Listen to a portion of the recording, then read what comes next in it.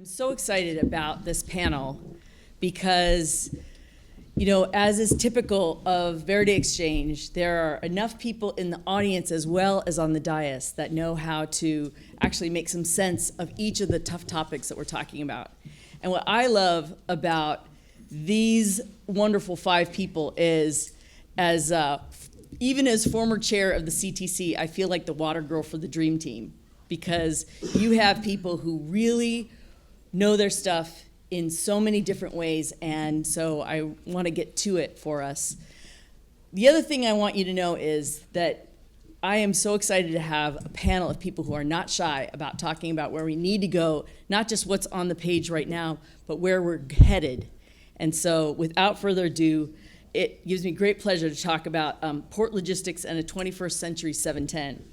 First, I want to introduce Gloria Roberts, who's the director of District 7 CALTRANS, and this is the first time in 18 years of the history of Verdexchange that CALTRANS is participating, mostly, and I can say this now, because they weren't invited.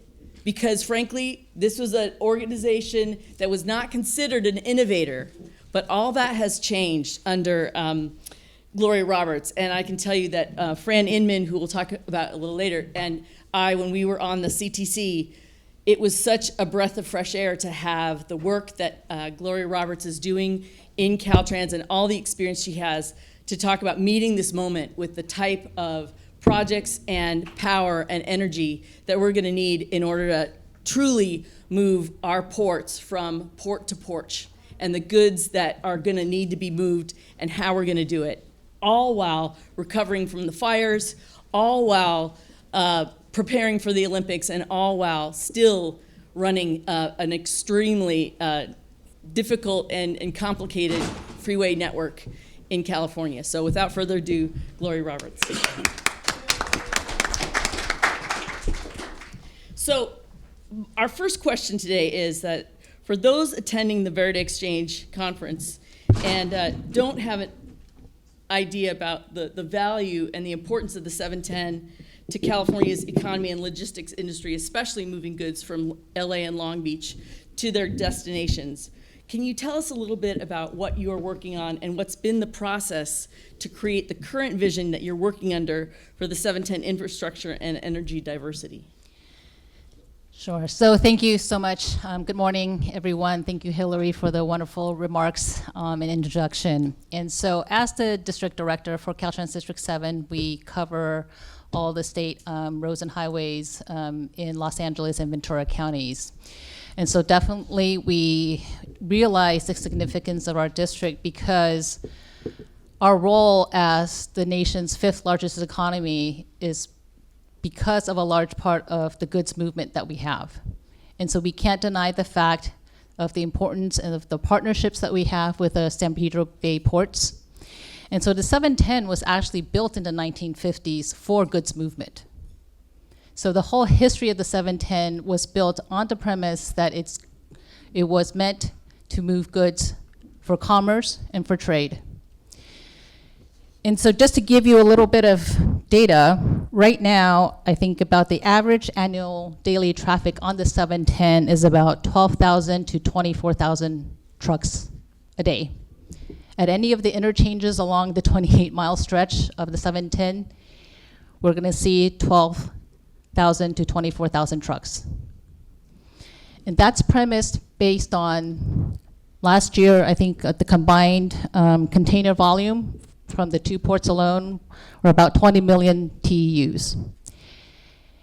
And statistics show that the projections is by 2045, the 2 port complexes are projected to handle over 36 million TEUs. So you can only imagine what that means for freight traffic, right? How many more trucks will be put onto the system with the increased number of containers that we're expecting, which is a good thing because the ports bring in a lot of jobs, a lot of economy. But the freeway is only as big as it is now. And so in the last 3 years, LA Metro has really taken the lead to develop a process of full engagement on what is the future of the 710. And so that was done on the premise of really looking at the engagement with all of the stakeholders, with the communities. Because on the flip side of all of the good industry and the commerce, that's undeniable, are communities that live within the corridor that are also impacted by air quality and congestion from the freight traffic. And so Caltrans, the way we work is our mission statement guides us, which is improving lives and communities through transportation.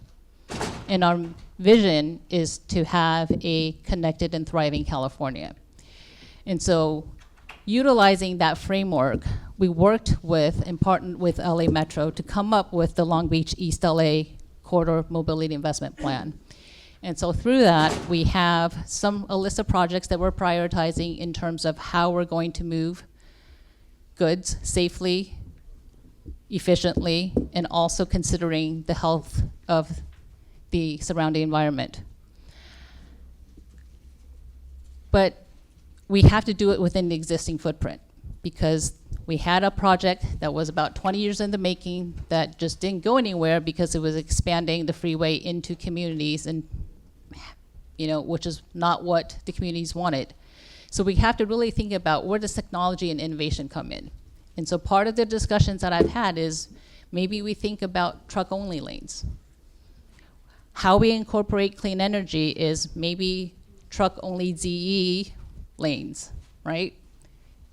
As we're looking at how we can maximize throughput for trucks, for efficiency, we have to think outside of something that may not be attainable, but it's something that we need to explore. And so if you're looking at what we're doing with the 710, it goes all the way and then it goes east into the 60. And so the 60 is also where a lot of the truck traffic flows. And so it's not just talking about the 710, but whatever it is that we do is going to have future impacts and flow onto the rest of the state highway system where there's significant truck traffic. And so I think the next step is really looking at how we can utilize industry and have ideas to bring in to help us move truck traffic. Thank you. Oh, that's fantastic. Thank you so much. And now I'm so pleased to introduce to you one of the Harbor Commission's, the vice chair, but also someone who's been an extraordinary person of impact to California, and that is John Pérez, the vice chair of the Harbor Commission. Not only has he been a great representative for downtown Los Angeles, but he was Speaker of the State Assembly, and most notably, many things he's been known to have done, he created the Governor's Office of Business and Economic Development, or GoBiz. Not many people know that that actually had to be created by legislation. So with your vast experience in the economic opportunities and the importance of cleaning the air and looking at our port opportunities, what do you think we need to be doing to improve and invest in bringing more goods from port to porch? And also, are we thinking big enough? First of all, thank you. And I want to put GoBiz in context for a second. Because it took a couple of years to get it done. The first year it got vetoed because I had in it Senate confirmation for the executive officer. That became problematic. So the second year that we went forward to do GoBiz legislation, we took out the Senate confirmation. Because I was frustrated that as large and impactful as California is, we were never as strategic as we should have been in business attraction and retention. At the same time, I did legislation around cap and trade in targeting cap and trade revenues in ways that aligned with disproportionately impacted communities, and we hadn't done a good job of defining that as well. Now, how does that relate to this question? There is no port of Los Angeles without a port of Long Beach, so I want to draw attention to the president of the commission from Long Beach, my friend Bonnie Lowenthal.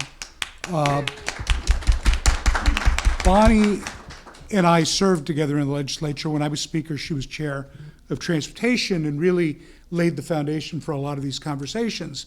And so the hope is that we do a better job moving forward of integrating the work of Long Beach and LA together, because it's really an artificial distinction. There are different governing structures for the two ports, but it is one set of infrastructures.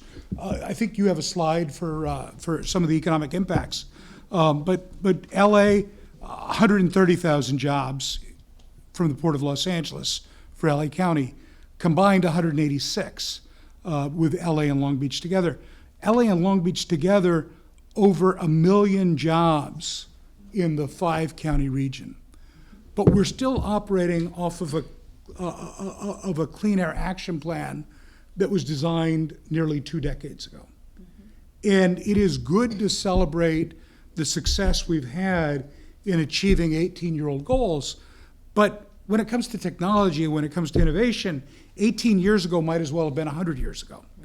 And so we have to move from celebrating the real achievements to doing a new strategic visioning for what the future looks like. And it's scary, especially in a moment like now, when we have the beginnings of a really unprecedented trade war. But we can't let that distract us from this question. We can't let that distract us from rooting our discussions in technology and innovation in a way that's very human-centered. And we have to work past some of the impediments. In a space, and I'll just speak to my own experience that's very limited compared to Bonnie's and others, there's been too much tension between our environmental goals and the perceptions of the impact on business and on labor. I think it's a very outmoded concept of tension between these three spaces.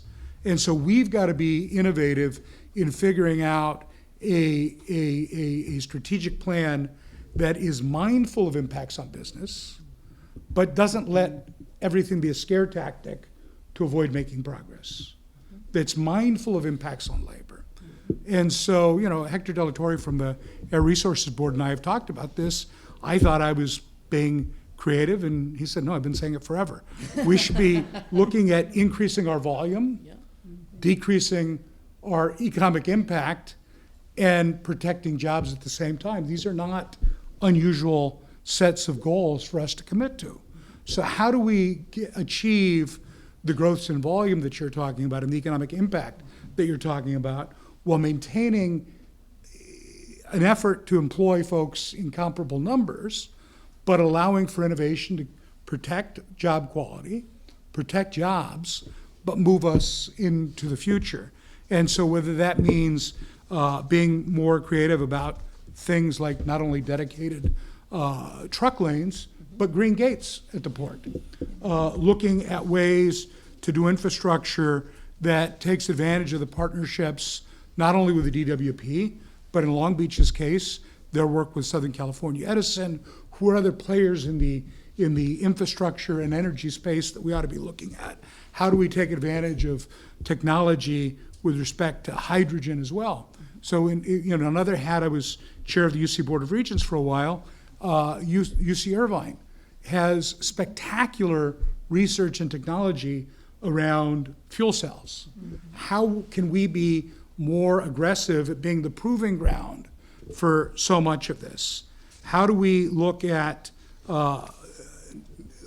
taking advantage of opportunities for having an impact in the refrigeration space, in the drayage space? How do we look at difficult decisions at balancing incentives, but also having potential increases in fees to be able to leverage and encourage the kind of green actions that we would like to see operators engaged in? And then lastly, it's a mistake if we only look at the 710 and freeway infrastructure as the way to take advantage of this good movement. How do we go from a 30% to an 80% capacity on the Alameda corridor? 30 years ago when I was a union organizer, that was the whole idea of taking advantage of the potential of the Alameda corridor. So I think that people are well-intentioned, but sometimes we fall into our natural silos. And so I've asked, as one of the newest members of the commission, for us to take a step back and do a new strategic planning process where many of these issues are at the center of the discussions, because too easy to just rest on the laurels of the last 18 years. Wow. Well, thank you so much. And I think that's actually a great lead in to my friend and colleague, Commissioner Fran Inman. And it's an honor to have the undisputed queen of logistics here on our panel. And Wait a minute, I you'll dispute find that. out why. It's all good. Yeah. Because of your work, not only on the public side, but the private side. And in the way that you had helped led the CTC to really analyze what it will take on an infrastructure basis to meet the moment, not only with the trucks, but to look at rail and to look at hydrogen and EVs, and to make sure that we're continuing to move along in this economic powerhouse that the trade corridors are. Can you talk a little bit about this logistics industry system of systems and how it functions, and what you see the obstacles and opportunities are for the future, and are we thinking big enough? And is that 10 words or less? No, not never for you. Okay, so delighted to be here. I've been at Verdexchange several times. I was flashing back to some of those conversations, so I love bringing folks together. And Bonnie and I have been in these trenches, and Sharon as well, for a really long time. And Hilary, thank you, and everyone. I think I was making some notes as John described our San Pedro Bay ports, and I like to kind of bring it back to common sense. I say it's divided by a piece of dental floss, so they do have two operating units. And I think it's important to acknowledge that, because every one of our ports does have a separate agreement and a separate relationship, and they're different, and you can't assume because the agreement that the Port of Los Angeles has doesn't line up 100% with Long Beach, so we do all have to work together. And I think if I could do one tagline for this topic today, I would say we have to do hard better, and be better at handling hard, because it's hard work. And I come from the commercial real estate sector, work for a privately held company that's 80 years old, founded here, but with offices across the United States. And we were, in our own little ecosystem, we were darn good at commercial real estate development. And then one day, a little more than 20 years ago, our chairman sent me to the port because our tenants were complaining they couldn't get their goods. And so Ed Roski thought there was a signal out, I could go fix it. I'm really good at fixing things, so yeah. And I love to say I never came home. I fell in love with what I didn't really understand and the complexity. My big takeaway was, it's amazing we've done as well as we have, given the pieces to this ecosystem. So I love to describe it. Oh, and I forgot to tell you, I have 3 Senate hearing confirmations, so don't let that scare us to do that. I think it's good. And I did serve the state for 12 years, and I'm honored and privileged to have served. And I think I probably have a little bit of a unique perspective, having worked for a very entrepreneurial, privately held one guy, making our decisions, and then being a public servant, and truly appreciating both angles. And I think we have to do better at appreciating that this system of systems is a huge public-private partnership. We have huge public investments. Our forefathers in this region had a vision that we could become basically what we are today, which is the largest North American gateway. And we've seen erosion of our market share since we were in those early days. When I learned about this, initially 2/3 of the nation's cargo was coming through our gateway. And I kind of flashed back to Gil Hicks, and we can't sit on this panel today without acknowledging the hard work that Gil did getting us the Alameda corridor. But I think for all of us to think about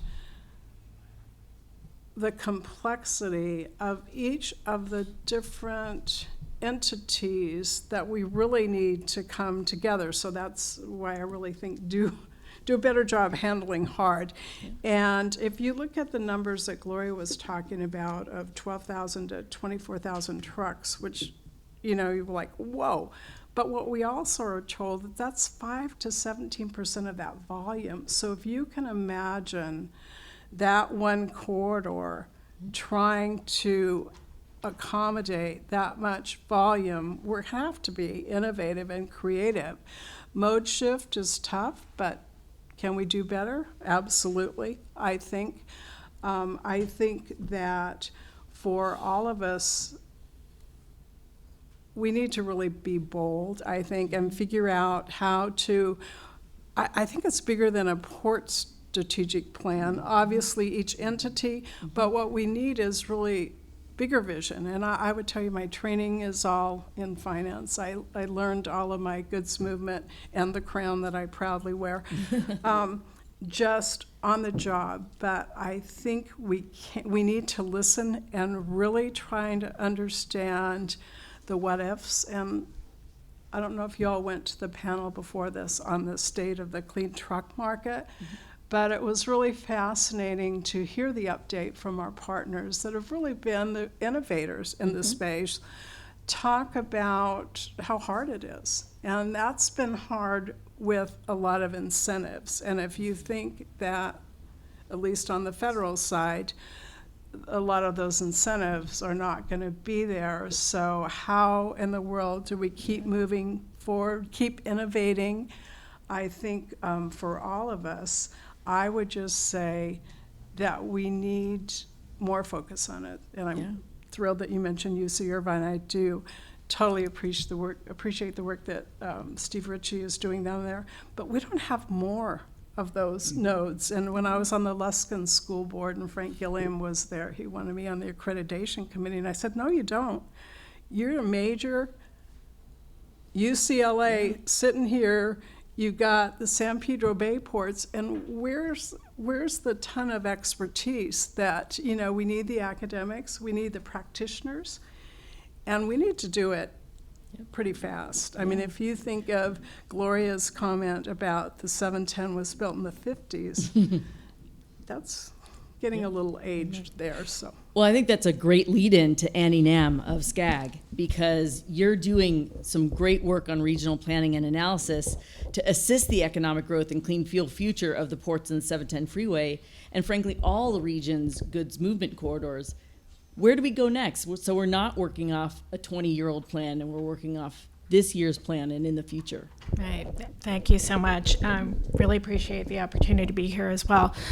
Most definitely, my purview at SCAG is a lot larger than the ports in the 710. We span 6 counties: Imperial, Los Angeles, Orange, Riverside, San Bernardino, as well as Ventura County. And so we comprise nearly 19 million people and roughly half the state's population. Certainly, perhaps the world's most diverse, both geographically as well as demographically. I do want to, there were some economic numbers highlighted previously, and so I just wanted to provide some context. When we define goods movement system in Southern California, or at least when we talk about it at SCAG, we talk about the importance of the goods movement dependent industries. And so it's not simply about the transportation warehousing sector, but it also comprises manufacturing, construction, retail, wholesale, in addition to transportation and warehousing. And so I do want to throw out some stats here as well. In 2023, goods movement dependent industries employed close to 2.6 million people in the SCAG region. That's about 33% of all employment in the region. The same year, goods movement dependent industries contributed nearly $507 billion to the regional economy. That's 31% of the regional total. So we certainly at SCAG recognize the critical nature of the goods movement industry and doing everything we can in our planning role to really support the efficient movement of goods.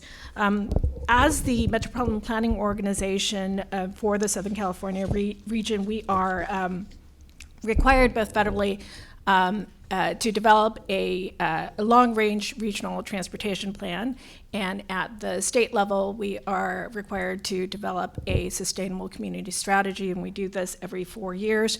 Our last Connect SoCal was adopted back in 2024, and part and parcel of this larger transportation and land use plan is really a goods movement system. And so we are certainly, as part of that process, we actually developed a technology advancement plan. And certainly we focused on the movement towards zero emission vehicles and infrastructure, and we certainly recognize the changes in terms of federal priorities at this juncture.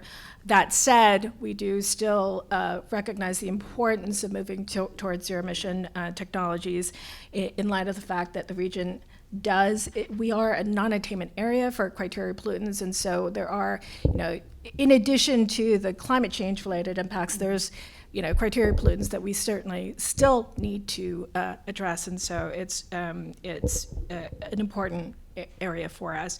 That said, I do want to highlight a recent study effort that we've been developing, and we're currently in the midst of trying to finalize, which is a study focused on supporting the future deployment of zero-emission charging and fueling infrastructure in the region.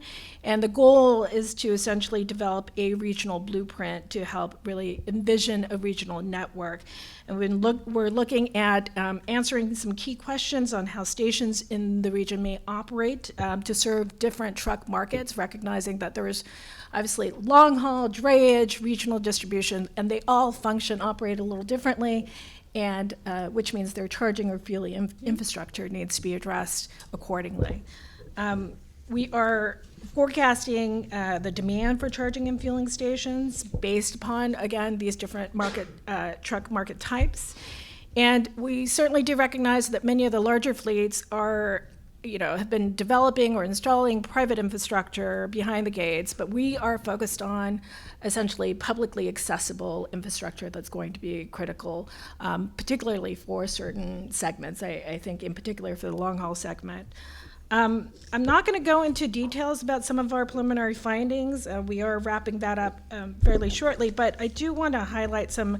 We also, as a part of the effort, had developed a site prioritization tool, and I think this is going to be pretty significant.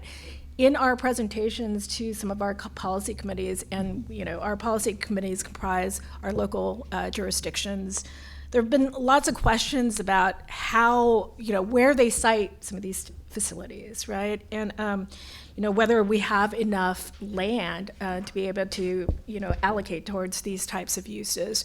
And, as long as I've been at SCAG, there's been lots of tension between how you develop public land, right? There's obviously conflicting uses. And I think a part of our process in doing this study and actively engaging with our jurisdiction is to recognize, at least to highlight the importance of industrial uses and making sure that there is some thought and consideration as to where to place them as we move forward and as jurisdictions start to make decisions about various uses. Great.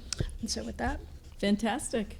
Well, I think this is another great lead into, do we only have to look at public land? And Stephen Tongur has amazingly done your PhD on the 710 and is here to talk about the opportunity for charging that includes infrastructure but not the public land. So who knew? Yes. Yeah. So, I mean, it's great to be here with this panelist and this great discussion because I feel like amongst friends. So I spent a big part of my life in another country looking at the road called 710, and people were calling me crazy. Why are you so obsessed with this corridor?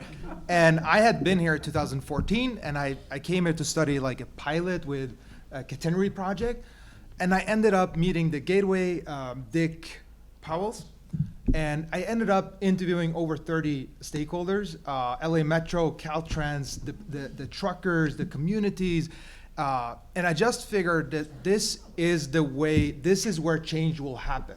And I know that it hasn't happened yet, but that's why I came here. So what is the challenge? So part of the challenge that I see is what you mentioned, Fran, what they were discussing in the past panel. All electric trucks that have been sold, according to Volvo, have had incentives. What does that mean, right? It means that the model we're trying to use to electrify and clean the trucks doesn't work to scale. Why is that? We're thinking in the same paradigm, like we're fueling our truck. We're trying to bring all the energy into the truck and then do the same duty cycle as a diesel truck. And what happens is you get massive batteries because batteries are not as energy dense as regular fuel or diesel. So this creates a lot of challenges for the operators, and you get into a situation where it's not feasible from an economic point of view. That's why you need incentives. What you also run into is there's a study done by Lacey that you need 45 acres to deploy megawatt chargers. Do you think the communities are in favor of putting 45 acres of charging stations? Not so much, right? So what if we can think a little bit different? Because if trucks are there, it means the infrastructure is not there to support them. So what if we can get the energy to the vehicles during their operations? What if we don't interrupt truckers while they're driving, while they're coming to the queuing line at the port, while they're coming to the facility at the standing at the loading dock? What if we can use those opportunities when they're driving or idling or standing still and feed them energy? And that's what Electreon does. So we have, if you go to the previous slide, please, Hilary, just to explain what we do induction charging. It means we deploy coils underneath the road surface. They're connected to the grid. And then we pave the road. We just had a long discussion about road construction yesterday, about how we can do this without seeing anything on the road. So it's a regular road. Now it's upgraded to a revenue source, basically, that you can charge vehicles on. And you have different vehicle types that can drive over it. That will have a receiver. As you're approaching, that's a Kenworth truck in Utah. As that truck is approaching the road, the electric road, it will detect who you are, see that you have a valid subscription, and allow you a charge through an electromagnetic field, transfer energy from the road to the vehicle while it's standing still or while it's driving. What this does is basically eliminate some of the key challenges here. We get a reduced battery size, vehicles become cheaper, we have less burden on the roads, so we don't have that kind of load to go over the weight limit. The vehicle can run longer because it can complete more routes. It gets its energy, as I said, during its operations. We need less land to build because roads are there. That's the only thing we have in common with all the vehicles. They drive on the road, they go to the port, they go to their yard. So we can use less land to deploy the infrastructure. And in the end of the day, I think that's how I see the vision of coming to what Gloria said and what I kind of dreamt over, like when I did my thesis. How can we go to an efficient, safe, but also a system that reduces the health impact? And talk about the costs, please. And the cost is the biggest thing that always comes up. So when we do the analysis, and we submitted an RFI to LA Metro and MSRC on our analysis, we took the Lacey blueprint. I'm working with Lacey now. They estimated they needed $2 billion to put the megawatt charges. When we analyze it with electric roads, depending on the utilization we have of the trucks, because not all trucks will have this capacity yet, we come to around 200 million. That's our initial estimation, including construction. So that's just, and then once you have the electric road, you can add users. You can add it for passenger cars. You can add buses. You can add vans. So now we have a shared charging platform, and I think that is what California should be about, taking technologies into the future. And I'm super, also last point, happy that we now, together with Caltrans and CalSTA, who funded our project, with UCLA, we'll have a project that will implement this technology ahead of the Olympics with UCLA, who is our great partner. And we have already an existing project in Detroit. So the technology is here, trucks are here, let's marry them together and make it happen here. That's excellent. So we're going to start a bit of a speed round until they kick us out, because you guys don't need lunch or anything. So Director Roberts, how does Caltrans and the community's vision for the new 710 with coloring within the lines that we've talked about underscore your vision for all the freight corridors, and how do we look at on-dock rail and other things and getting trucks onto those corridors? You may not widen them, but certainly Caltrans has been a real innovator in getting trucks and cars on and off corridors in ways that enhance capacity. So I think Stefan might have just solved a lot of the 710 with your induction charging, but I think that's part of it, is the innovation, right? Because certainly we have our Fix It First program, but that's only goes so far to maintain what's existing. So the innovation has to be there in terms of perhaps how we redesign roadways, how we add, I don't want to say capacity, but we add capacity by adding routes that are specific to freight efficiency, because there are going to be impacts. We can't deny the fact that there may be some environmental or considerations that we have, but that's just the cost of the investment that we need to make for the future.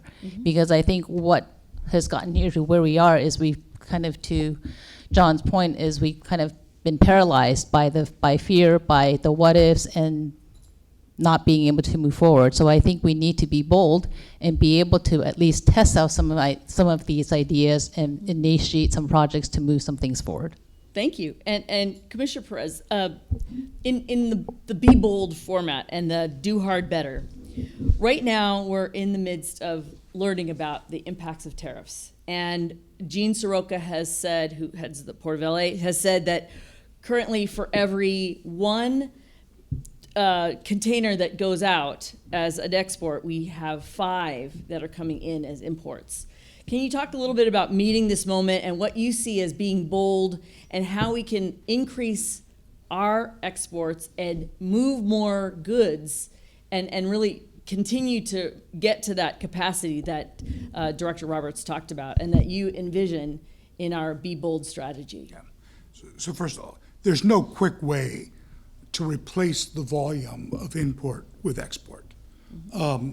Going back to something we talked about earlier, being more efficient in some of the incentives that the state has to look at industry that we have in California to be more effective and efficient in turning it around quicker is important.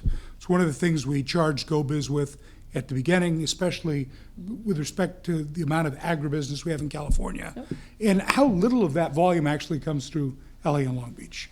Oakland has more volume. Other people have proportionally much more volume. So we have to be thoughtful about those things. But you're not going to quickly replace the import volume with export volume. 2, this is early going for all of us. And so part of it, I think, isn't be bold, but be rational.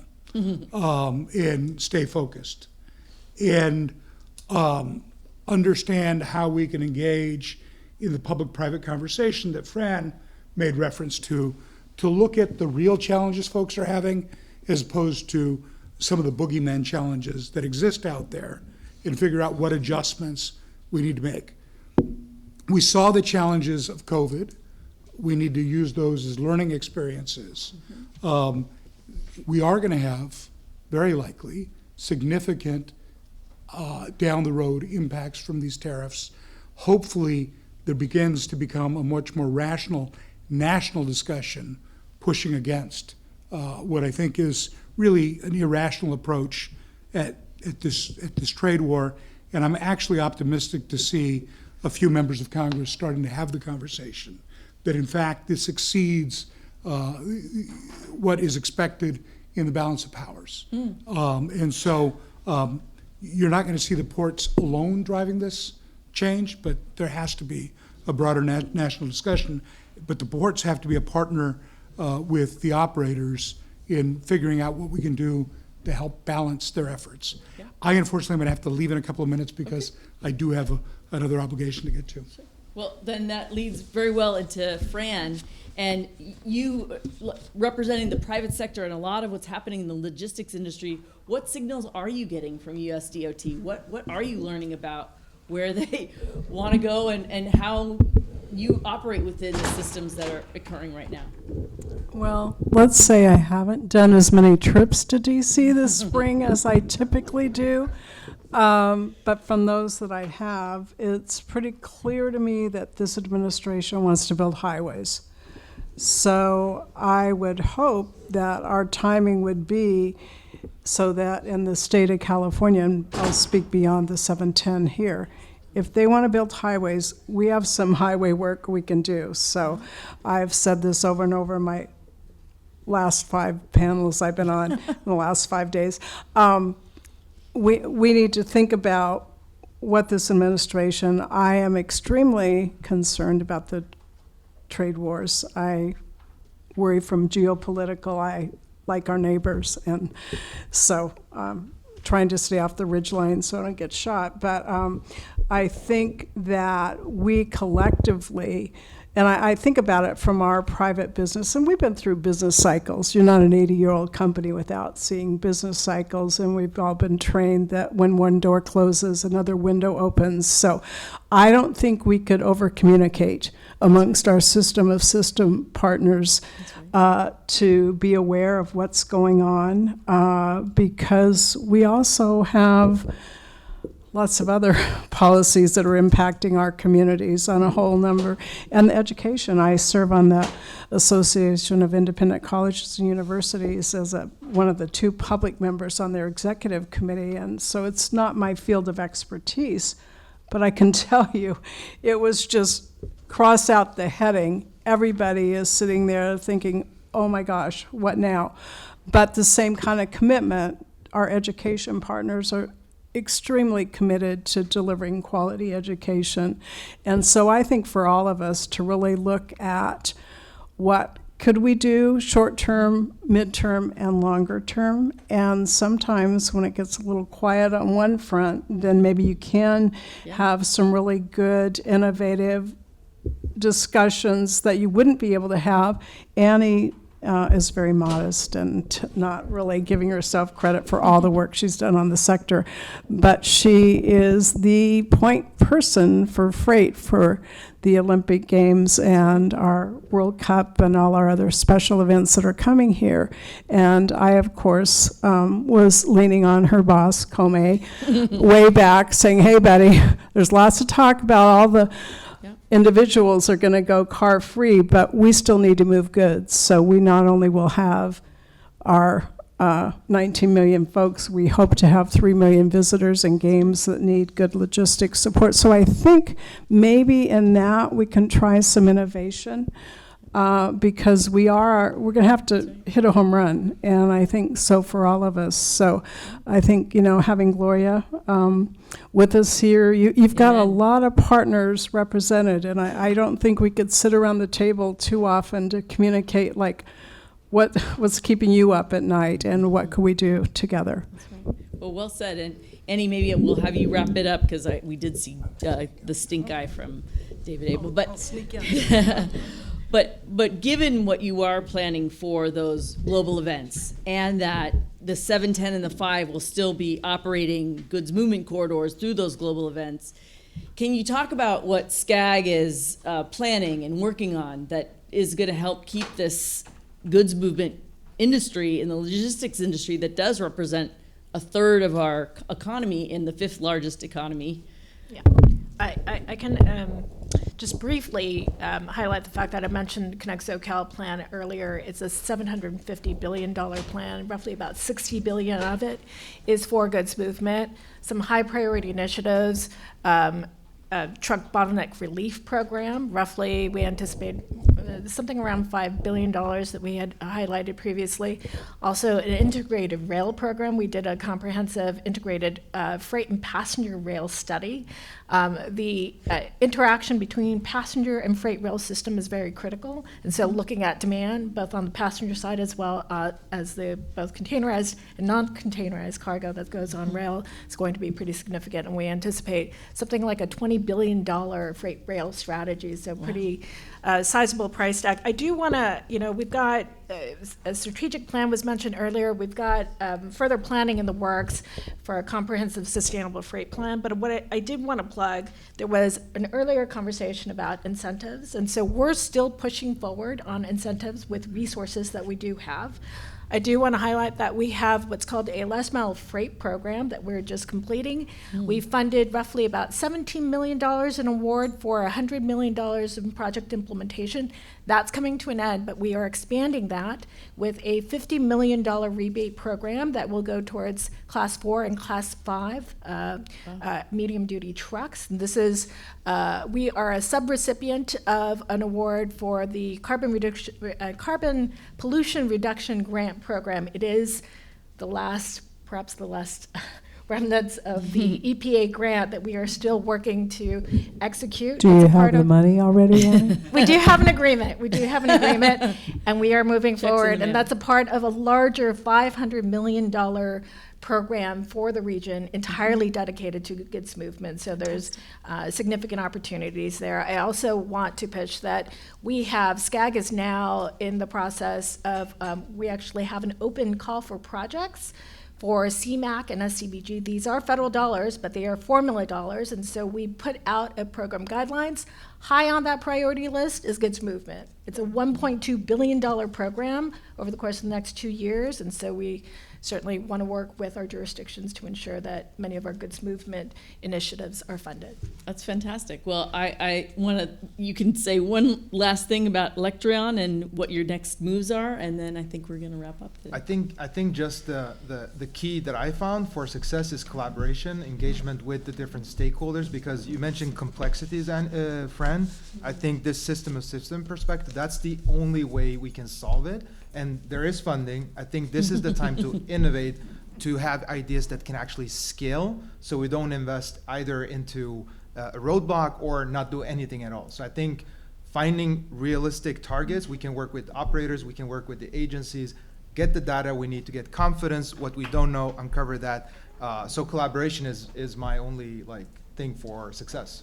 That's fantastic. Thank you all for being here. Enjoy lunch. It's a wonderful program.